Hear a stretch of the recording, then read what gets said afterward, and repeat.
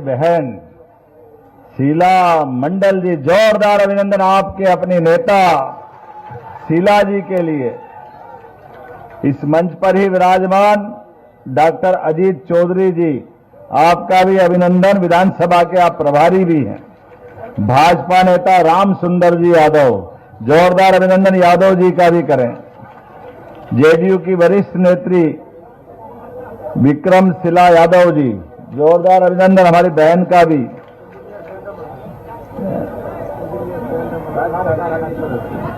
संतोष Paswan ji, LJP के अध्यक्ष,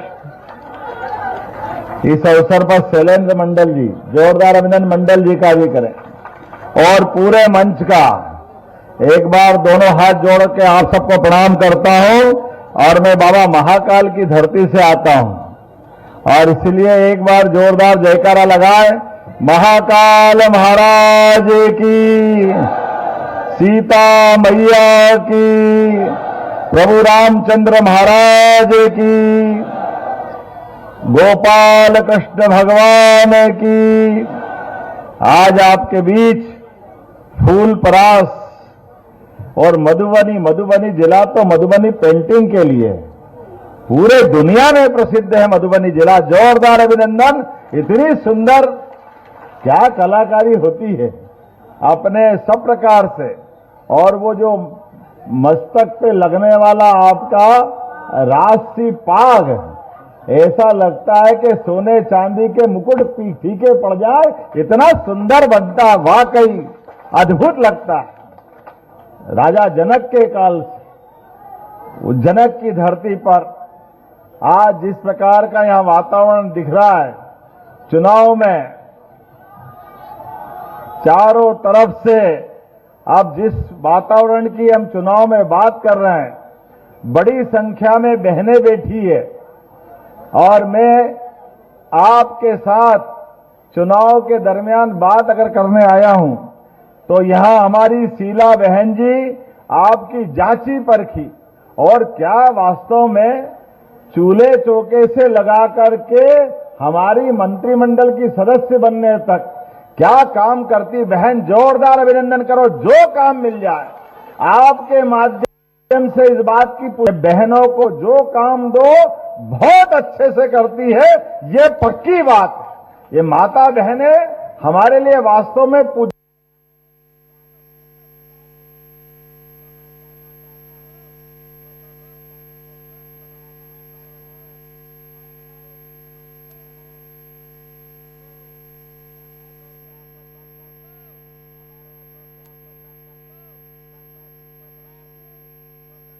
से ज्यादा देश है, लेकिन एकमात्र देश भारत है जो अपनी माता बहनों से देश को, हमारे नवग्रह में पृथ्वी माता को मातृ सत्ता से जोड़ते हैं। यह हमारा सौभाग्य है।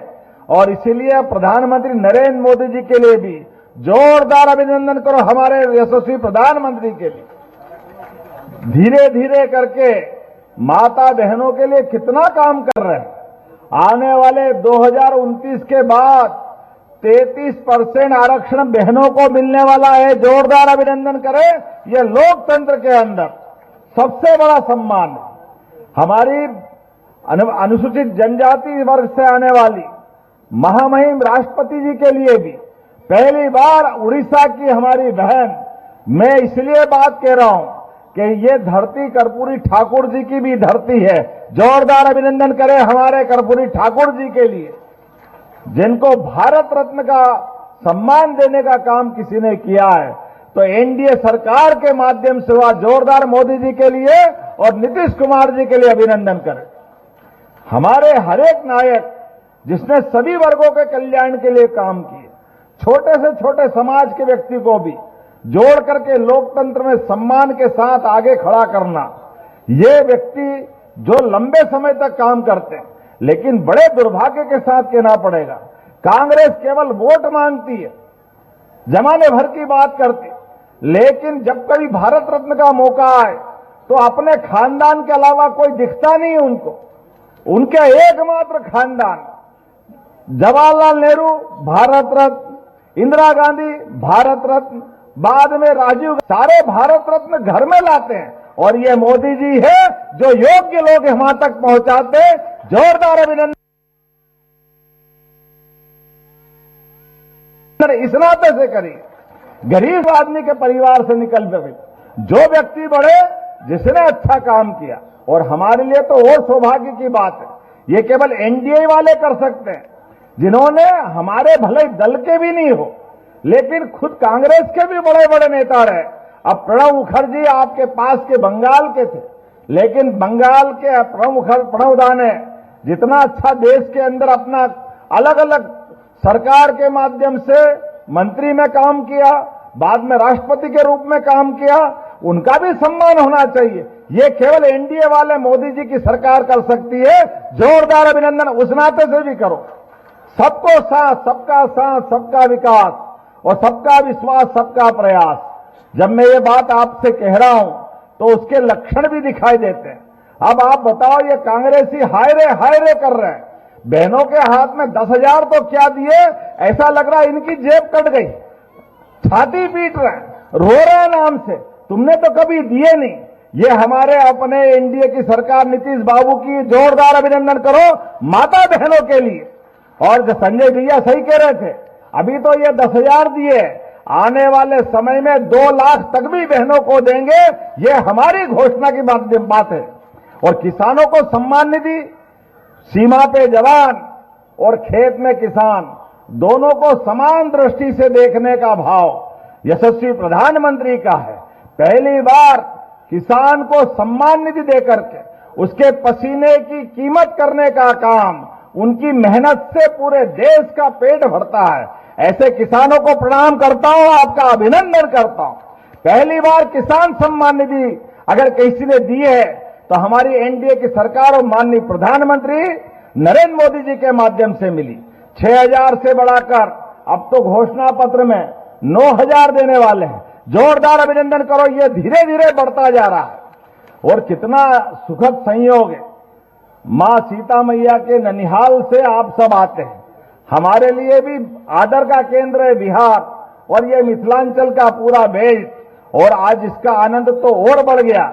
लेकिन कांग्रेस के लोगों को तो अपना प्रत्याशी नहीं उतारना चाहिए था, जो पाप भगवान राम के साथ किया। ये कांग्रेस के लोग माफी मांगे इस बात के लिए, जिनने सुप्रीम कोर्ट, हाई कोर्ट में शपथ पत्र लगा के कहा था, कहां भगवान राम पैदा हुए, किसने कहा, कहां कौन जन्मभूमि मानेगा, लगातार भगवान राम के मुद्दों को उलझाने का काम किया। यशस्वी प्रधानमंत्री ने सुप्रीम कोर्ट के निर्णय के बाद भगवान राम के नाम पे जब देखो तब कांग्रेस और उनके लोग दंगे कराते थे। लेकिन मुझे इस बात की प्रसन्नता है, पूरे देश ने एकजुटता के साथ, प्रधानमंत्री ने जैसे ही सुप्रीम कोर्ट का फैसला आया, धूमधाम से अयोध्या में भगवान राम का जन्म स्थान का भूमि पूजन हुआ।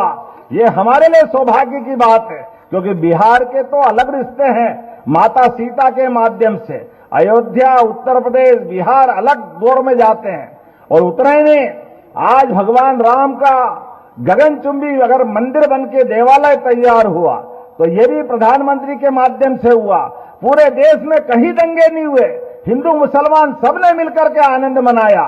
लेकिन कांग्रेसी बताए, राहुल गांधी, प्रियंका गांधी, सोनिया गांधी, इनको भगवान राम के मंदिर में किसने दर्शन करने जाते देखा क्या? कोई गए क्या अयोध्या?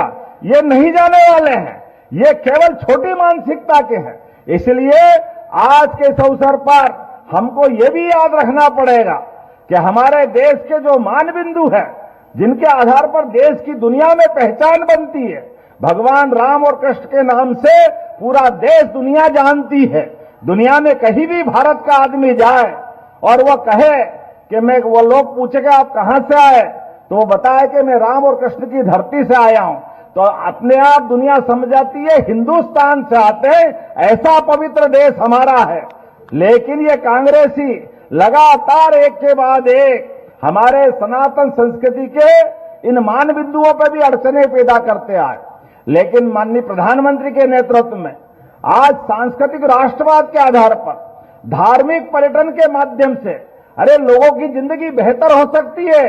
धार्मिक पर्यटन के केंद्र के माध्यम से भी हमारे जो आस्था के केंद्र है वो भव्य दिव्य तीर्थ बनना चाहिए। आनंद के साथ सारे देश के लोग आ जा सके, वो सारी व्यवस्था वहां होना चाहिए, सारे प्रबंधन करना चाहिए। इसलिए आज सौभाग्य की बात है, मैं अपने बीच जब ये आपसे बात कर रहा हूं कि भगवान राम और कृष्ण की उस धरती पर अगर अयोध्या में मंदिर बना तो उसमें सबसे बड़ा योगदान सुप्रीम कोर्ट के बाद एनडीए की सरकार का है। जोरदार अभिनंदन करें। और जब भगवान राम का मंदिर बना, काशी विश्वनाथ का भी आनंद आया। गंगा जी का संबंध बिहार से लेकर बनारस तक है। गंगा जी की इस पूरी धारा की पवित्रता में बाबा का आशीर्वाद है। और जब काशी विश्वनाथ बना, मैं उज्जैन से आता हूं, 2022 के बाद उज्जैन की दशा बदली। बाबा महाकाल के महालोक के बनने के बाद पहले 30-40 लाख लोग आते थे उज्जैन, आज 7 करोड़ से ज्यादा लोग आते हैं उज्जैन में देव दर्शन करने के लिए। पूरे देश से आते हैं। आपकी भी सबकी इच्छा होगी कि नहीं होगी उज्जैन आने की? बोले महाकाल महाराज की।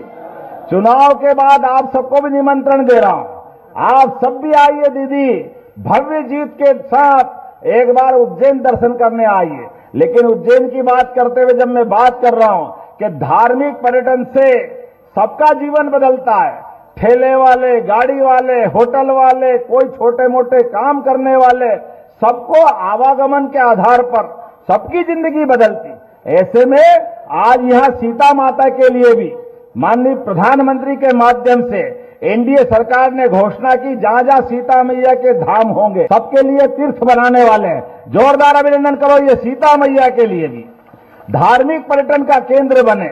और उतना ही नहीं, बहुत सारे प्रकार से। लेकिन बड़े दुर्भाग्य के साथ कहना पड़ेगा, जब हमने अयोध्या का आनंद लिया, भगवान राम का जय जयकारा लिया, आज वहां भगवान राम मुस्कुरा रहे हैं, तो भगवान गोपाल कृष्ण ने क्या बिगाड़ा है? आनंद आना चाहिए कि नहीं आना चाहिए? बोलो कृष्ण कन्हैया लाल की। जब यहां आए बाबा महाकाल के महालोक पे आनंद आया, कात का आनंद आया, तो आने वाला समय तो हमारे मथुरा का ही है। मां गोपाल कृष्ण मुस्कुराना चाहिए कि नहीं मुस्कुराना चाहिए? कांग्रेस की आपके दरवाजे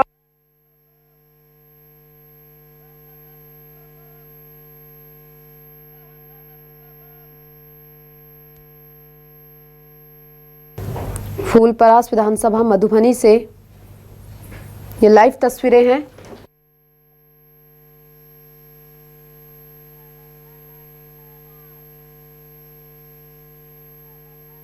अरे भैया, तुमने तो अड़ंगे लगाए थे, तुम तो उनके प्रमाण पूछ रहे थे। ये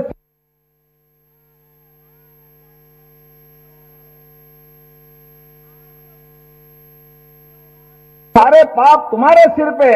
चलो कोई बात नहीं, वो भूल जाते हैं। आप दम से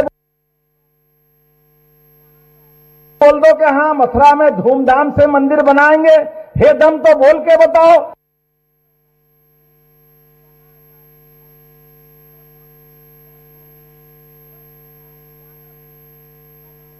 ये नहीं बोल सकते क्योंकि केवल वोट के भूखे हैं। और हमारे लिए सौभाग्य